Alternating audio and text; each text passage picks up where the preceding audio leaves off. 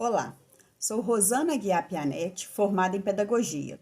Vou defender minha dissertação de mestrado pela Universidade Whencom, como requisito para obtenção do título de mestre em Educação. Fui orientada pela professora doutora Luciana Soares Chagas, que me ensinou o que é ser pesquisadora e os caminhos da pesquisa produtiva. Meu tema é Tecnologia Assistiva e Educação como possibilidades de estratégia na mediação pedagógica com os estudantes com transtorno do espectro autismo, o TEA. Para iniciar, eu trago para vocês uma citação de Paulo Freire.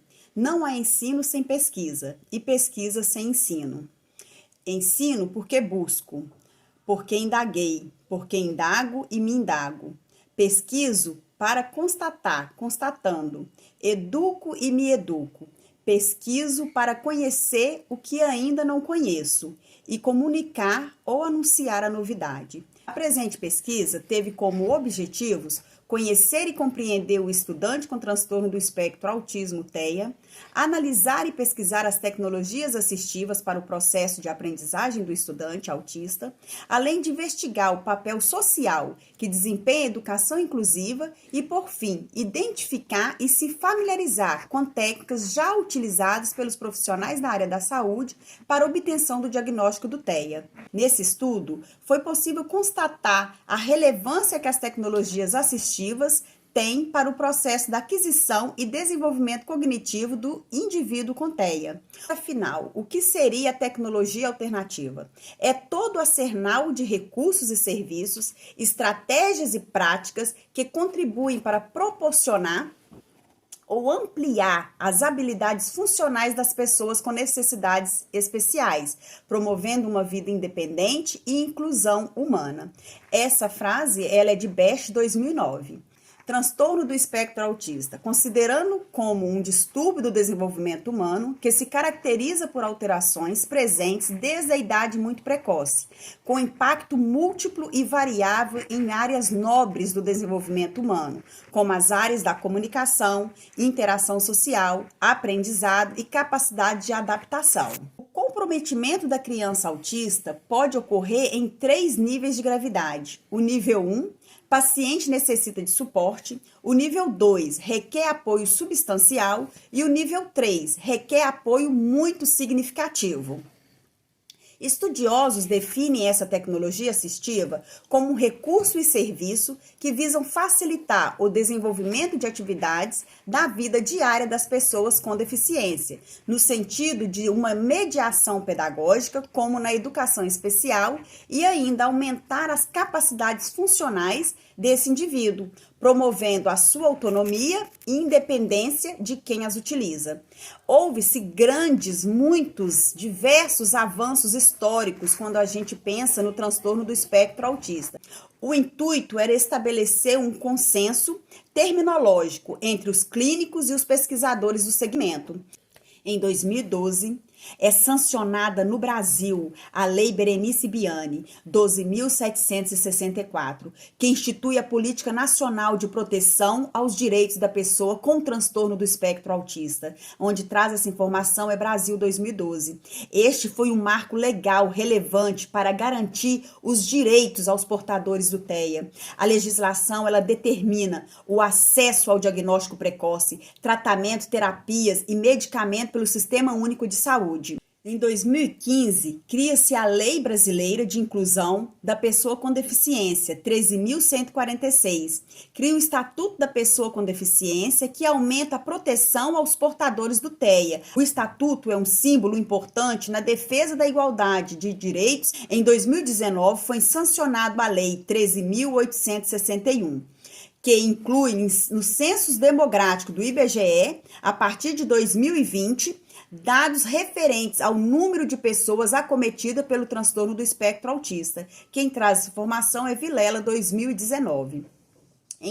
Em 2021, uma a cada 44 crianças nos Estados Unidos é diagnosticada com transtorno do espectro autismo, de acordo com o Centro de Controle de Doenças de Prevenção de Doenças. As causas do TEA não são totalmente conhecidas e a pesquisa científica sempre concentrou esforços e estudo para a predisposição genética, analisando mutações espontâneas que podem ocorrer no desenvolvimento do feto e a herança genética passada de pais para filhos, de acordo com Leonor 2011. No entanto, há evidências de que as causas hereditárias explicariam apenas a metade dos riscos do desenvolvimento do TEA. Como ainda não se tem clareza das causas do autismo, fatores ambientais que impactam o feto, como estresse, infecção, exposição a substâncias tóxicas, complicações durante a gravidez e desequilíbrios metabólicos teriam o mesmo peso na possibilidade do aparecimento do distúrbio. Quanto mais cedo se identificar os sinais, as características nas crianças, maiores são as chances desses indivíduos se recuperar, a capacidade de interagir, de se relacionar com outras pessoas, buscando uma construção de uma linguagem significativa para essas crianças. Cada indivíduo dentro do espectro vai desenvolver um conjunto de sintomas e características bastante peculiares. Cada criança vai desenvolver de uma forma. O problema do autismo é que nenhuma criança é igual à outra. Cada criança tem a sua individualidade, por isso que é muito peculiar as características. Porque às vezes uma criança conversa, fala, tem a voz desenvolvida, né, a fala, e outra não. Então, às vezes a criança ela é muito inteligente, muito avançada, e outra é muito retraída. As principais formas de diagnóstico disponíveis atualmente para conhecimento são diagnóstico clínico, que são diversos questionários, neuroimagem e tecnologia de rastreamento ocular.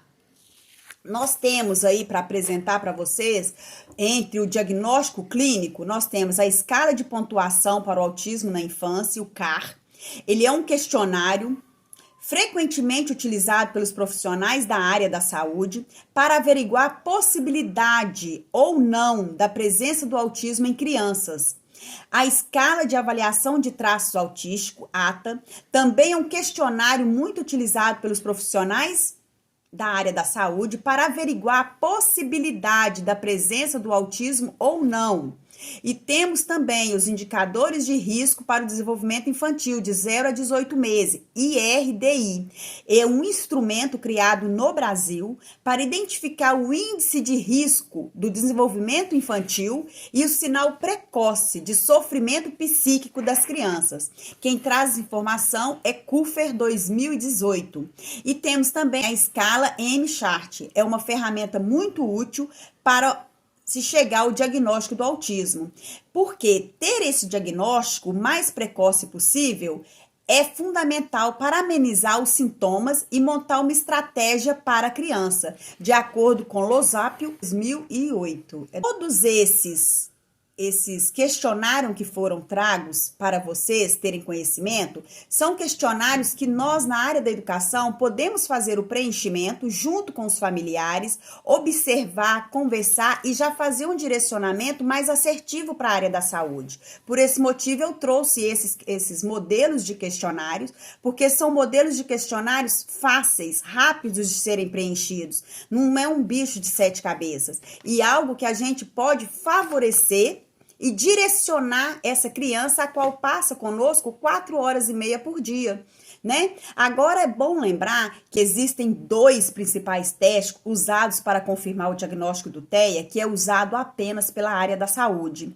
que é a entrevista de diagnóstico de autismo revisada, ADI, IFEM-R, e também programação de observação diagnóstica para autismo, ADOS. É importante pontuar Como eu já disse, que esses dois questionários, ele tem uso restrito e devem ser aplicados apenas pelos profissionais da área da saúde, que recebem um treinamento prévio para executar a entrevista e avaliar a pontuação das respostas. Assim, entende-se que é crucial a familiarização e a compreensão de diversos métodos de triagem utilizados pela área da saúde para se obter o diagnóstico do TEA em meio educacional. Para quê? Para promover a discussão e a reflexão e a divulgação e a reflexão acerca desses questionários e para que a gente possa fazer um direcionamento dessas crianças para o setor responsável. Quais são os possíveis tratamentos para o TEA? Até o momento, não há remédios específicos para tratar o autismo, embora essa seja uma prioridade nas pesquisas com diferentes medicamentos em testes. Todos estão em testes, não há ainda uma comprovação científica para que eu possa passar para vocês um medicamento que seja exclusivo para esse tratamento. Mas é muito importante a gente pensar que existe a adoção de abordagens terapêuticas, como análise aplicada do comportamento, conhecida como ABA, e terapia cognitiva comportamental, TCC. A classe de medicamentos normalmente que são utilizadas são antipsicóticos, atípicos. Embora a escola seja importante na educação inclusiva, o aprendizado da criança ele não restringe apenas ao ambiente escolar. Considerando que, além dos professores, todos os profissionais que englobam a educação, que são os pais, os responsáveis, também precisam participar desse processo, que se dá com empreendimento de esforços contínuos. Quem traz para a gente esse pensamento é Vieira e Silveira, 2017. Dessa forma, se pensar na capacitação dos docentes é fundamental para que haja encaminhamentos a favor do diagnóstico e um tratamento certo, adequado para as necessidades do estudante com autismo. Quem traz esse pensamento é Nascimento 2018. A educação básica no Brasil passa por grandes avanços e muitos desafios. Entretanto, neste momento que passamos a pandemia mundial, trazida pelo coronavírus, a desigualdade no ensino, principalmente para os estudantes com diagnósticos do TEA, ficaram ainda mais evidentes, de forma que os profissionais de educação precisam incorporar estratégias pedagógicas de ensino para que haja o cumprimento das atividades educacionais propostas sem maiores prejuízos aos estudantes com TEA. Quem traz essa informação é IPE 2020. Nesse sentido, nós viemos aqui apresentar as metodologias ativas para o ensino de estudantes autistas, vem sendo um ponto crucial nessa pesquisa, por serem estratégias de ensino que têm por objetivo incentivar estudantes à aprendizagem de forma autônoma e participativa, por meio de problemas de situações reais, realizando tarefas que estimulam a pensar, além de serem iniciativas a debates, tornando-se responsável pela construção do conhecimento. Nesse modelo de ensino, o professor torna-se a ser um coadjuvante no processo de ensino e aprendizagem. Para escolher uma metodologia ativa a ser utilizada, o professor deve avaliar esse estudante, saber das suas limitações, das suas características, do que o estudante dá conta, o que ele não dá conta, para não fazer uma abordagem insignificativa, porque a abordagem ela tem que ter sentido para a criança. As principais metodologias ativas de ensino, segundo a autora Carofalo, 2018, nós temos aprendizagem baseada em problema, aprendizagem baseada em projetos, aprendizagem entre times e temos também diversas outras que a gente poderia estar citando aqui, mas eu trouxe para vocês apenas essas três. Dentre as metodologias ativas apresentadas, podemos englobar uma série de métodos e de utilização de imagens que podem ser aplicadas com teor diferente para que o objetivo que o professor tem com seu estudante seja atingido, consolidando o conhecimento. Pensando em imagens, nós vamos trazer para vocês três. Nós temos o TEST, que é um tratamento de educação para crianças com autismo e com distúrbios correlacionados à comunicação. O PECS, O PECS, ele é um meio que a gente utiliza imagens, é um sistema de comunicação através de trocas de imagens, de figura. Já o método ABA, ele significa a análise aplicada do comportamento. Segundo Mello, 2007, tem por objetivo ensinar a pessoa o autismo habilidades que ela não tem ainda, que ela não adquiriu. Dessa forma, podemos observar que há muitos avanços tecnológicos, né, que podem facilitar a vida dos indivíduos com TEA e possibilitar a interação social dessas crianças, desse estudante, no mundo à sua volta. Mas, ainda assim, as tecnologias assistivas é uma metodologia nova, em pleno processo de construção e sistematização. A utilização dos recursos de tecnologia assistiva, entretanto, remonta aos primórdios da humanidade. Porque se a gente pensar que até um pedaço de pau, já utilizado como bengala, é um exemplo de um recurso de tecnologia assistiva. Conforme BES 2012, os recursos de alta tecnologia são compostos por sistema de comunicação tecnológica, todos destinados a promover autonomia, funcionalidade e participação social das pessoas com deficiência.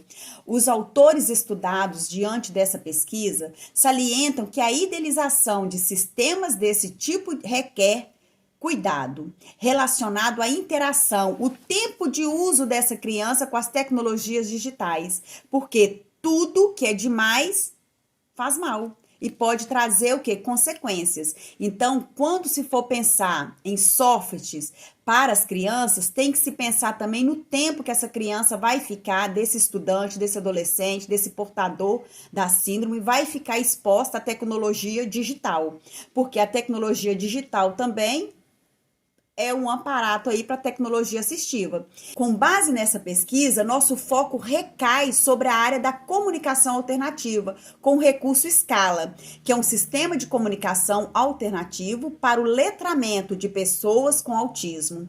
Tem por objetivo apoiar o desenvolvimento de pessoas com transtorno do espectro autismo, na interação social, no incentivo à oralidade, no déficit de atenção, em sua autonomia. Formado por módulos, um para a construção de pranchas de comunicação, outro para a elaboração de histórias narrativas. Os métodos pesquisados e avaliados nessa pesquisa para um possível encaminhamento institucional do diagnóstico de autismo para a área da saúde foram apresentados com comprovação científica por diversos teóricos, sendo baseadas nas teorias do comportamento e visam a inclusão dos estudantes com TEA no processo de ensino-aprendizagem e não apenas na interação deles nas instituições de ensino.